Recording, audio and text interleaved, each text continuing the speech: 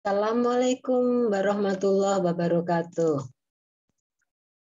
Selamat berjumpa kembali bersama Kifayah Astuti sebagai salah satu pengampu mata kuliah Matematika 2B.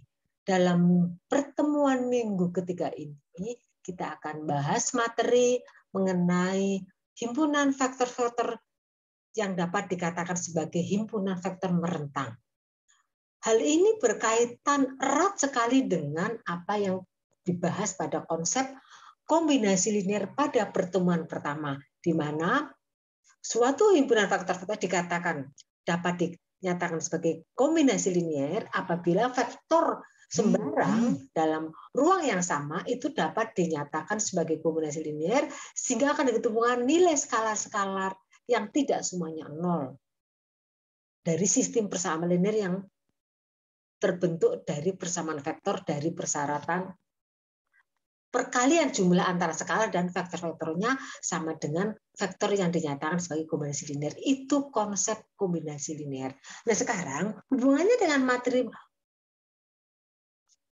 minggu ketiga, yaitu mengenai himpunan vektor merentang, definisinya perhatikan, sangat erat-erat sekali. Himpunan vektor S, misalnya S itu terdiri ada beberapa vektor, V1, V2, vektor sampai Vn.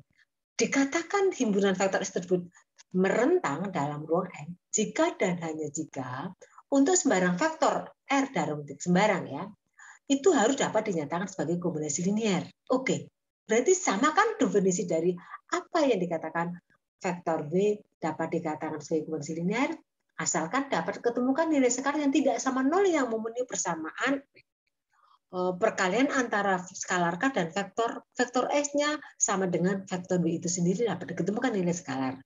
Jadi, kalau sembarang vektor dapat dinyatakan sebagai kombinasi linear dan dapat ditemukan nilai skalar, maka himpunan vektor tersebut pastilah merentang. Oke, jadi nyambung ya. Insya Allah kita langsung ke contoh persoalan. Misalkan kita ambil contoh, diketahui himpunan S terdiri dari 3 vektor dalam ruang 3. V1 komponennya 1,1,2. Vektor V2 komponennya 1,0,1 dan vektor ketiga komponennya 2,1,3. Pertanyaannya, apakah himpunan vektor-vektor tersebut merentang? Logikanya, agar merentang, diambil vektor sembarang apapun dalam ruang 3. Maka dapat dinyatakan sebagai kombinasi linear dan akan diketemukan nilai skalar yang harus memenuhi persamaan sigma atau penjumlahan K1 kali V1 ditambah K2 kali V2 ditambah K3 sama dengan vektor sembarang. Oke, dalam hal ini kita ambil vektor sembarang, misalkan umum, tidak bilangan tertentu, vektor B, komponennya B1, B2, B3, itu konstan, bilang real sembarang. Maka vektor S ini harus dapat dinyatakan dengan kombinasinya dengan vektor B. Sedemikian hingga akan diketemukan nilai skalar KI. Dalam ini KI itu K1, K2, K3 yang tidak semuanya nol dari sistem persamaan linear yang terbentuk. Oke, kita jalankan dari ini rumus persamaan kombinasi linear, persamaan vektor ya. Jadi ruas kirinya kita K1 kali V1 ditambah K2 kali V2 ditambah K3 kali sama dengan vektor sembarang. Ini persamaan vektor. Sehingga kita jalankan persamaan vektor ini yaitu dengan menyamakan komponen yang seletak, ini menjadi suatu persamaan. Komponen pertama kita jalankan 1 kali K1 ditambah 1 kali K2 ditambah 2 K3 itu sama dengan komponen pertama di sini vektor B1. Kemudian komponen yang kedua, K1 kali K1 ditambah 0 kali K2, 0, ditambah 2 kali K3, sama dengan komponen yang kedua nilainya B2. Kemudian komponen vektor yang ketiga, 2K1 kalikan 2 kali K1 ditambah 1 kali K2 ditambah 3 kali K3. Sama dengan vektor B3. Ini namanya sistem persamaan linear dengan 3 persamaan dan 3 variabel K1, K2, K3. Bagaimana menentukan nilai skalar K1, K2, dari sistem persamaan tersebut kita biasakanlah dengan menggunakan counter, di mana dibawa ke dalam bentuk persamaan metrik, ditentukan diagonal utamanya, unsur-unsur diagonal utamanya dibuat 0 dengan menentukan rumus-rumus dengan yang kita buat sendiri agar yang dijalankan itu dapat bisa dijalankan. Oke, jadi kolom pertama itu angka-angka koefisien pada K1 nilainya 1, 1, 2. Kolom kedua koefisien angka dari K2 jadi 1, 0, 1. Koefisien angka K3 itu masuk ke dalam kolom ketiga, kemudian sama dengan garis lurus, ruas kanannya B1, B2, B3. Nah, diagonal utamanya kita buat tentukan 1, 0, 3. Jadi di bawah DU, di bawah diagonal utama, kita buat 0. Nah, kita ada 2 langkah, yaitu mengenalkan angka 1 pada baris 2 dan mengenalkan angka 2 pada baris 3, sehingga dapat ditentukan formula rumusnya dengan logika supaya angka 1, 0 berarti baris 2 dikurangi baris 1. Nanti baris 2 berubah semuanya dengan rumus ini. Kemudian angka 2 pada baris 3 supaya 0, maka baris ketiga harus dikurangi 2 kali baris 1, maka angka 2 jadi 0, maka baris ketiga berubah semuanya. Sehingga kita menjadi metriknya, persamaan metriknya, baris 1 tetap 1, 1, 2, B1. Baris 2 itu 1 kurang 1, 0, 0 dikurang 1, min 1. 1 kurang 2, min 1. Di sini B2 min B1 karena angka masih tetap tulis aja. B2 min B1.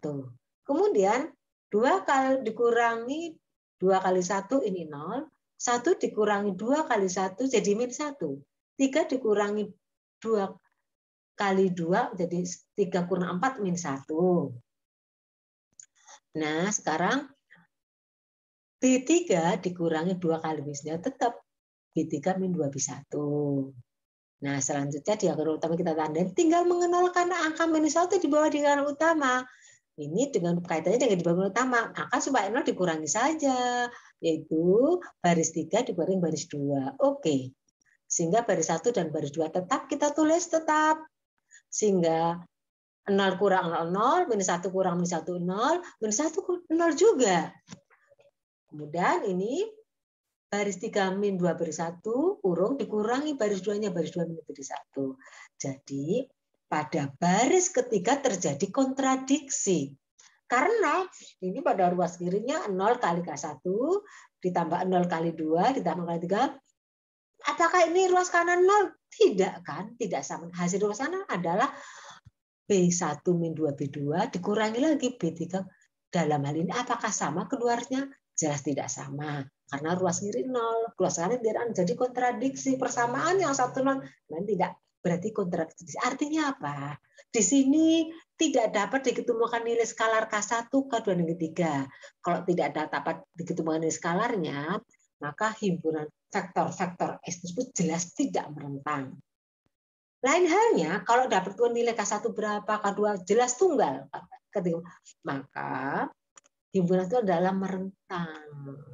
Kita cek himpunan yang tidak mempunyai solusi, kita cek himpunan vektornya, kita cek harga determinannya. Kita cek ya, vektor V1 satu ke kolom 1, 1, 2, vektor 2 1, 0, 1, vektor ketiga tulis kolom ketiga.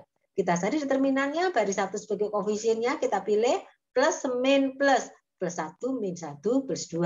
Pada saat plus 1 kita ditutup, jadi 0 kali 3, 0 dikurangi 1 kurang 1.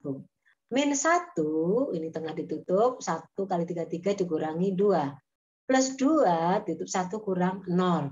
Maka hasilnya ini jadi min 1, 3 kurang 1.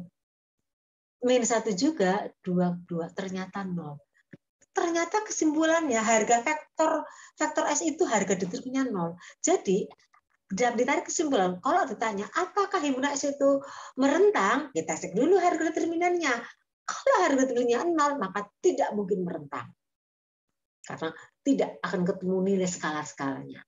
Kalau kita cek lagi harga determinannya, ternyata sebaliknya harganya tidak sama 0, maka himpunan tersebut adalah merentang. Apa artinya merentang?